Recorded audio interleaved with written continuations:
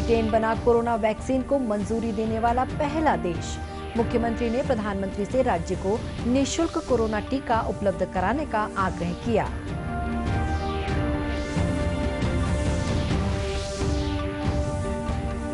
रक्षा मंत्री ने कहा, पूर्व सैनिकों के योगदान का सम्मान करते हुए सशस्त्र झंडा दिवस के उपलक्ष्य में दिसंबर महीने को गौरव माह के रूप में मनाया जाएगा।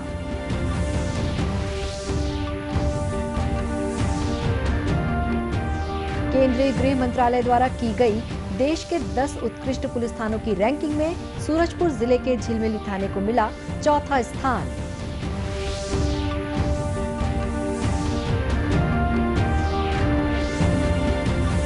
और अंतर्राष्ट्रीय दिव्यांग दिवस के मौके पर प्रधानमंत्री ने दिव्यांगजनों के लिए अवसर सुनिश्चित करने, सभी से मिलकर काम करने की अपील की।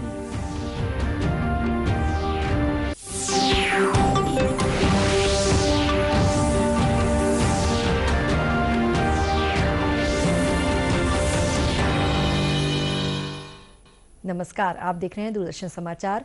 मैं हूं शुभ्रा भट्टाचार्य। अब समाचार विस्तार से। दुनिया में कोरोना वायरस के आने के 1 साल बाद उसके खात्मे की दवा भी आ गई है। ब्रिटेन ने कल अमेरिकी कंपनी फाइजर और बायोएनटेक की संयुक्त कोरोना वैक्सीन के आपात इस्तेमाल को मंजूरी दे दी है। इसी के साथ 3 ट्रायल पूरे कर चुकी किसी वैक्सीन को मंजूरी देने वाला ब्रिटेन दुनिया का पहला देश बन गया है। ब्रिटेन के स्वास्थ्य मंत्री मैट हैनिकॉक ने बताया कि ये वैक्सीन अगले सप्ताह से ब्रिटेन के बाजार में उपलब्ध होगी। इस वैक्सीन के अंतिम चरण के परीक्षण में इसे कोविड के उपचार में करीब 95% तक प्रभावी पाया गया है। इधर मुख्यमंत्री भूपेश बघेल ने प्रधानमंत्री नरेंद्र मोदी को एक पत्र लिखकर छत्तीसगढ़ को प्राथमिकता के आधार पर कोरोना वैक्सीन निःशुल्क उपलब्ध कराने का आग्रह किया है। मुख्यमंत्री ने पत्रकारों से बात करते हुए इस बारे में जानकारी दी।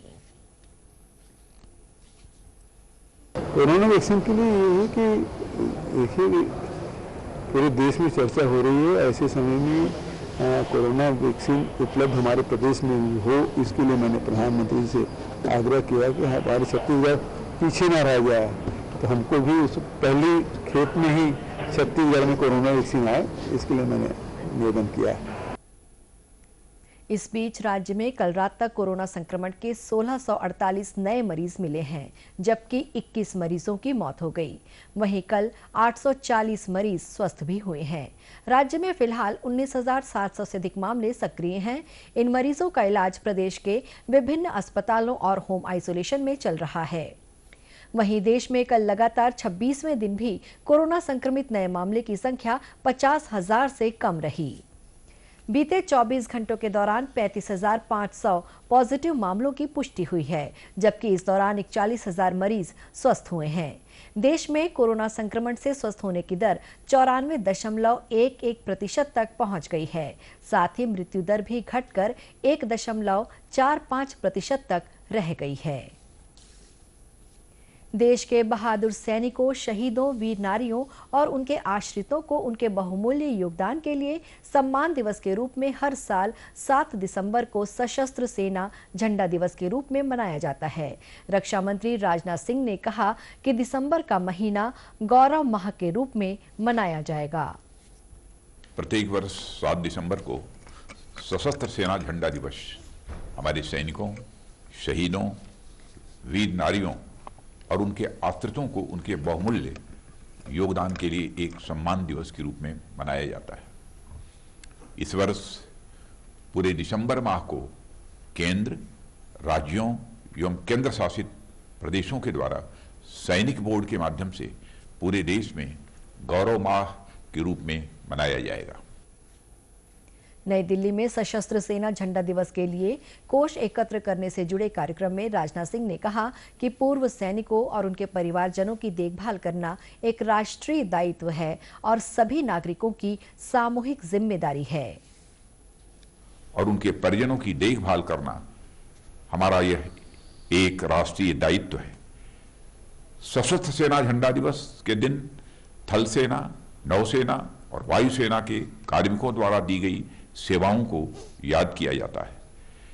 हमारे बहादुर शहीदों के आश्रितों और डिसेबल्ड हुए सैनिकों के पुनर्वास और कल्याण को सुनिश्चित करना देश के सभी नागरिकों की सामूहिक जिम्मेदारी है। रक्षा मंत्री ने देशवासियों से सशस्त्र सेना झंडा दिवस कोष में स्वैच्छिक योगदान की अपील की है।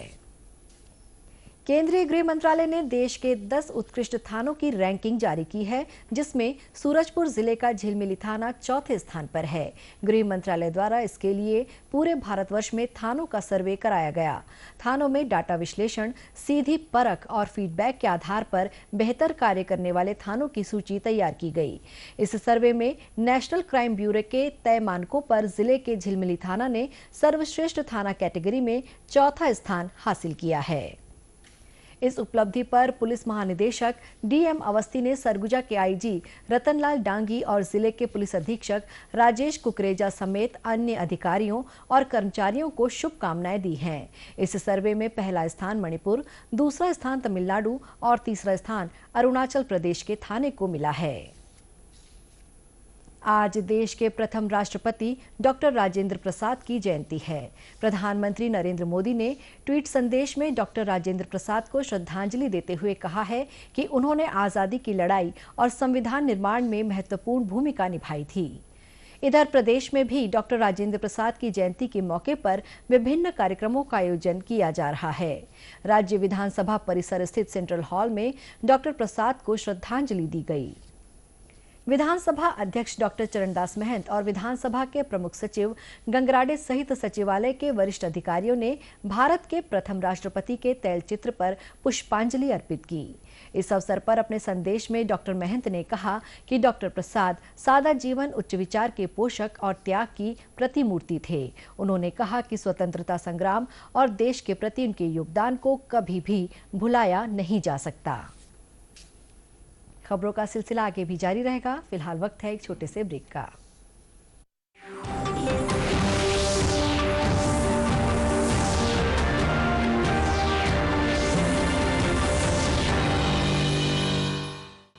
Come on boys, let's go practice. अरे रुक यार, मेरे बैंक अकाउंट में गलत एंट्री का प्रॉब्लम हो गया है। तो बैंक को कंप्लेन करना। बैंक को लिखे 1 महीना हो गया है, बट वो गुगली पे गुगली डाले जा रहा है। तो आरबीआई के बैंकिंग लोकपाल को इन्फॉर्म करो। मैं समझाता हूँ। जैसे क्रिकेट में थर्ड अंपायर, वैसे ही आरबीआई का बैंकिंग ओम्बड्समैन। आरबीआई कहता है अगर बैंक आपकी कंप्लेंट को 1 महीने में नहीं सुलझाता तो आरबीआई के बैंकिंग ओम्बड्समैन में कंप्लेंट करो। यह आरबीआई का आसान तरीका है आपकी कंप्लेंट सुलझाने का, और वो भी फ्री। समझे? आरबीआई कहता है जानकार बनिए, सतर्क रहिए। मैं जयश्री एक चार्टर्ड अकाउंटेंट हूँ। जब मैं सीए की छात्रा थी तब मुझे लेप्रेसी यानी कुष्ठ नाम का रोग हुआ। उसके लक्षण थे दाएं हाथ का एक दाग जो 1 साल से बढ़ रहा था और हाथ में कुछ सुन्नपन और कमजोरी महसूस हो रही थी। क्योंकि हम इस बीमारी से परिचित नहीं थे, मेरा इलाज शुरू होने में थोड़ी देरी हुई, जिसके कारण हाथ में कुछ विकलांगता है। एमडीटी कुष्ठ रोग की दवा है। मेरा इलाज पूरा होते ही मैं बिल्कुल ठीक हो गई और धीरे धीरे मेरा आत्मविश्वास वापस आया। कुष्ठ रोग के इलाज में देर न करना। त्वचा पे हल्के रंग के सुन्न दाग, उंगलियों का सुन्न होना, हाथों पैरों में कमजोरी, चीजें उठाने में तकलीफ, इनमें से कोई भी लक्षण दिखते ही तुरंत जांच कराएं। जल्दी जांच और एमडीटी से पूरा इलाज आपको कुष्ठ रोग एवं विकलांगता से बचा सकता है। लेप्रेसी की जांच एवं इलाज सभी सरकारी अस्पतालों में मुफ्त उपलब्ध है, क्योंकि हम सबका है ये सपना, कुष्ठ रोग मुक्त भारत हो अपना।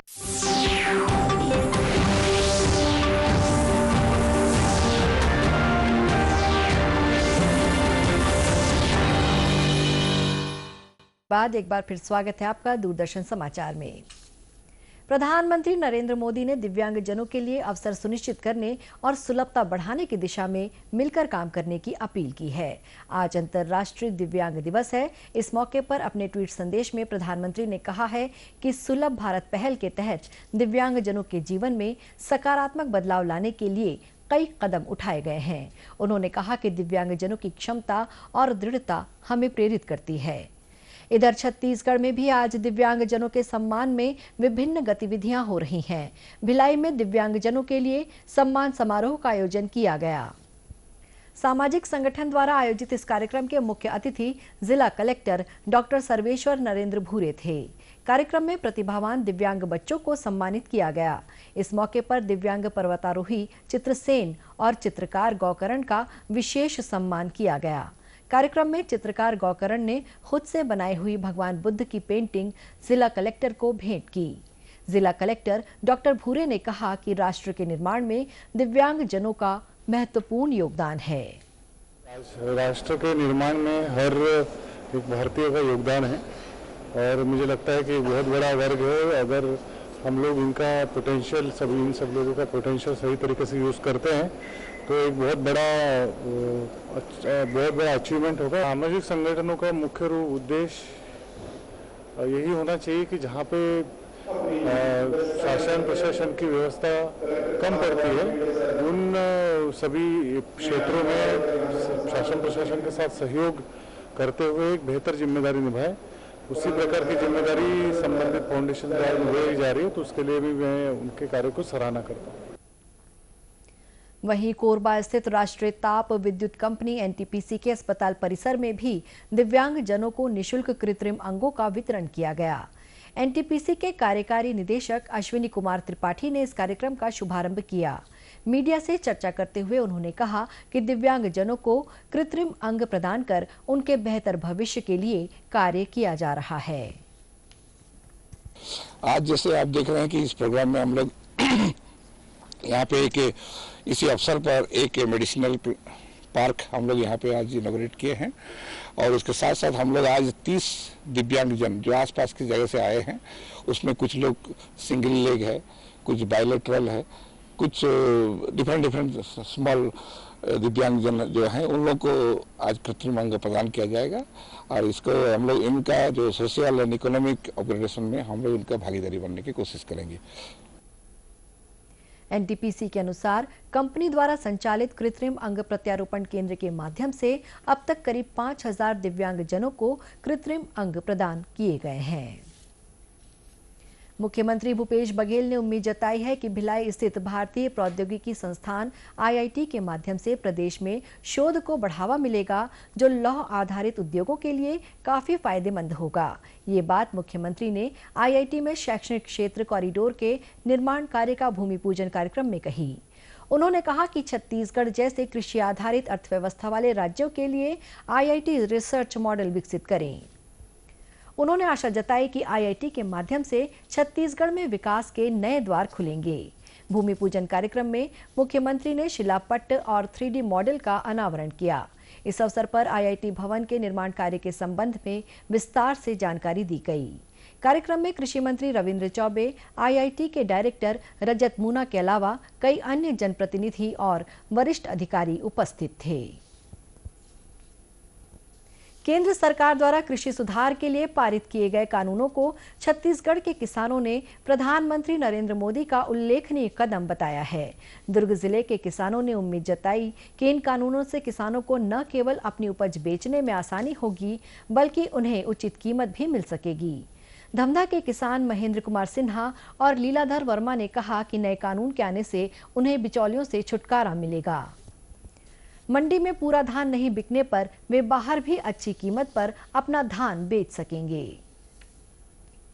मोदी जी के जो बिल पारित हुए है ओखर से भी हमला बहुत फायदा है। का है मंडी में भी हमन धान बेचत रहे हैं, तेनहा पूरा ओमा नहीं बेचा पात रही से, तो बाकी जो धान हमार बचत रही से तेला हमन हा बाहर में बेचत रहे, तो ओखर मूल्य हमला पूरा नहीं मिल पात रही से। आज ये मोदी जी के बिल आए से हम अपन धान के रेट धान ला बाहर में बेच सकत हन, ओखर हमला पूरा फायदा होही। क्या है बिल में किसान डायरेक्ट मंडी में जाके बिचौलियों को न देकर अपना फसल का उचित दाम ले सकते हैं सरकार से, और जो समर्थन मूल्य है डायरेक्ट किसानों को मिलेगी और न कि किसी बीच में किसी बिचौलियों को मिलेगी। स्थानीय किसानों ने कहा कि नए कानूनों के आने से उनके लिए व्यापार का रास्ता खुला है। अब वे अपनी उपज वाजिब कीमत पर बेचने के लिए कंपनियों के साथ भी करार कर सकेंगे। कोरोना से बचाव के लिए मास्क, सैनिटाइजर के साथ ही सोशल डिस्टेंसिंग का भी पालन करें। कोरोना को हराना है, मास्क जरूर लगाना है। इसी के साथ ये समाचार बुलेटिन समाप्त हुआ। नमस्कार।